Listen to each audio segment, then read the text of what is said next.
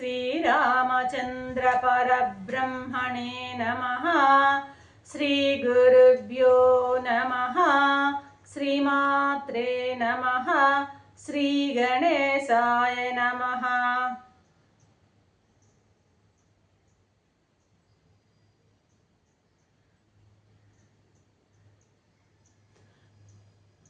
ప్రియాత్మ బంధువులారా, యోగ వాసిష్టం నిర్వాణ ప్రకరణము 546వ భాగం.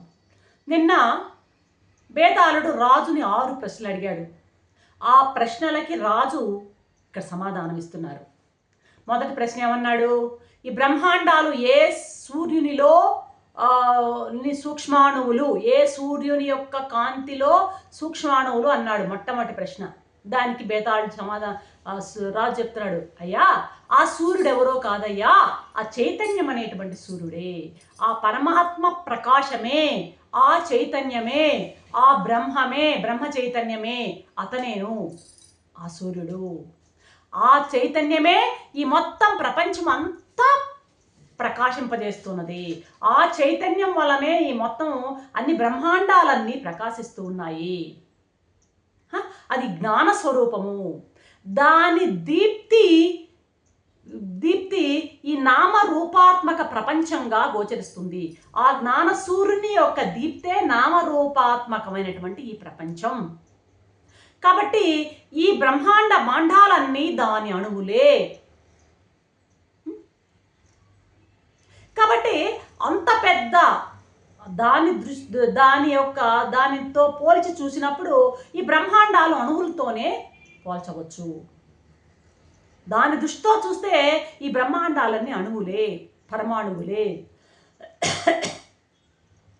కాబట్టి దేశ కాల వస్తువులో ఉన్నటువంటి సత్, ఎగ్జిస్టెన్స్ సత్ అంతా కూడాను కేవలం శుద్ధ చైతన్యమే. ఆ శుద్ధ చైతన్య యొక్క శుద్ధ సత్తాయే ఈ మొత్తం అంతా కూడాను స్థితి రూపంగా మొత్తం కనపడుతూ ఉంది. అంతేగాని ఈ ప్రపంచానికి ప్రత్యేకమైనటువంటి స్థితి లేదు. ఆ చైతన్యం యొక్క స్థితే ఈ ప్రపంచం యొక్క స్థితి. అర్థమైందా? ఇది నీ మొదటి ప్రశ్నకు సమాధానం. ఇక రెండవ ప్రశ్న అంటావా? ఏమంటావు? ఆ మహా గగన రేణువులు ఏ వాయువులో స్ఫురిస్తున్నాయి అన్నావు కదా.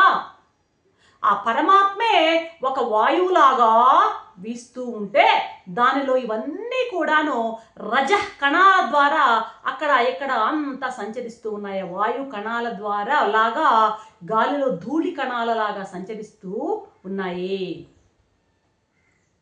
అర్థమైందా? ఇది రెండవ ప్రశ్న.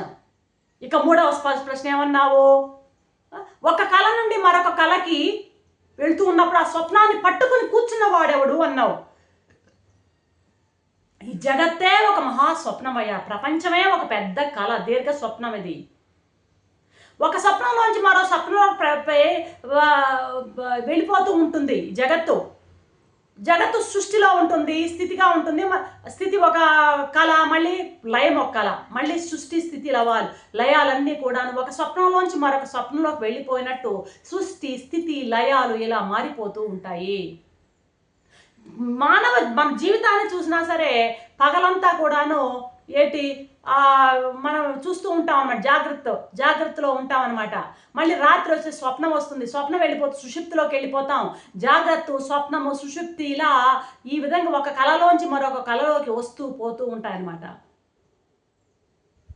ఇదే ఈ విధంగా ఒక స్వప్నంలోంచి వేరొక స్వప్నంలోకి వెళ్ళేది ఏందో తెలుసా? స్వప్నాలు పోయినా సరే స్వప్నాన్ని చూచేటువంటి దృక్కు ఏదైతే ఉందో ఆ దృక్కు పోదు. స్వప్నాలు పోతూ ఉన్నా దృక్కు పోదు. స్వప్నంలోంచి మరో స్వప్నంలోకి పోయినా కూడాను పోనిదేది అన్నావు కదా, నశించనిది, తొలగిపోనిదేది అంటే అది నశించనిది, పోనిది దృక్కు.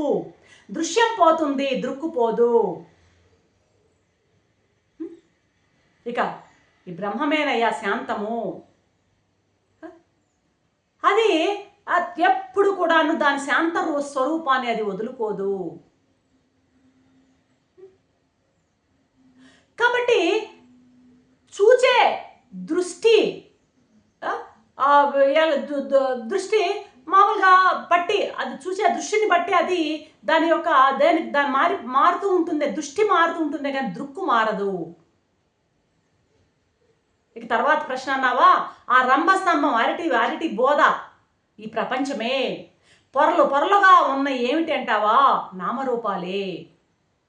ఒక్కొక్క నామరూపాలన్నీ పైపొర ఊడిపోతూ ఉంటుంది, మరొక పొర ఇలా ఊడిపోతూ ఉంటాయి. ఇవన్నీ పొరలు, నామరూపాల పొరలు. ఎప్పటికప్పుడు నశించిపోతూ ఉంటాయి, మళ్ళీ కొత్త పొరలు వస్తూ ఉంటాయి. అన్నిటికంటే లోపల ఉన్నటువంటి సూక్ష్మమైనటువంటి పరమాణువు ఏమిటి అని అడిగావు కదా నువ్వు, అది పరమాత్మే. ఆ పొరలన్నీ విడిపోయిన లోపల ఉన్న సూక్ష్మరణు పరమాత్మే.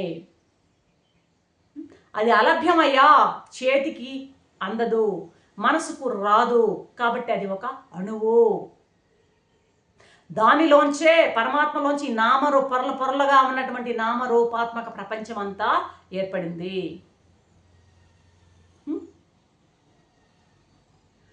కాబట్టి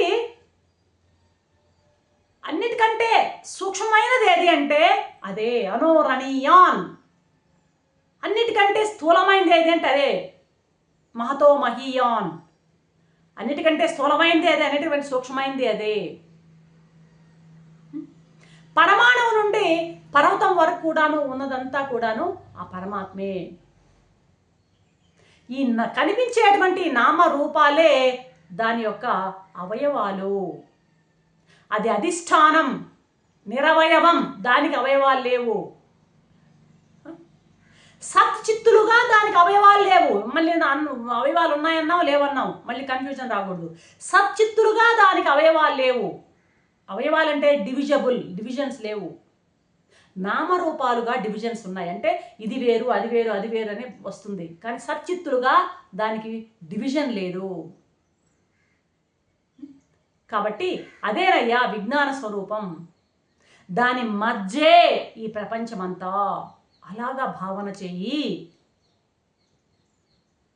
అని ఆ బేతాళుని ప్రశ్నలకు సమాధానాలు చెప్పాడట మహారాజు. అర్థమైందా? ఆ రాజు చెప్పినటువంటి ప్రశ్నోత్తరాలు విన్నటువంటి బేతాళుడు శాంతుడై తన ఆకలిని కూడా మరిచిపోయాడట, నిరంతరం ధ్యాన నిమగ్నుడయ్యాడట. ఇక్కడ ఏం చెప్పబడుతుంది? బ్రహ్మవేత్తకు ఎక్కడ కూడా విపత్తు ఉండదు అని ఈ ఉపాఖ్యానం మనకు తెలియజేస్తుందయ్యా అంటున్నాడు వశిష్ఠ మహర్షి. రేపటి ఎపిసోడ్లో ఏం చెప్తారో చూద్దాం. అంతవరకు సెలవు. సర్వం శ్రీరామచంద్ర చరణారవింద అర్పణం. ఓం శాంతి శాంతి.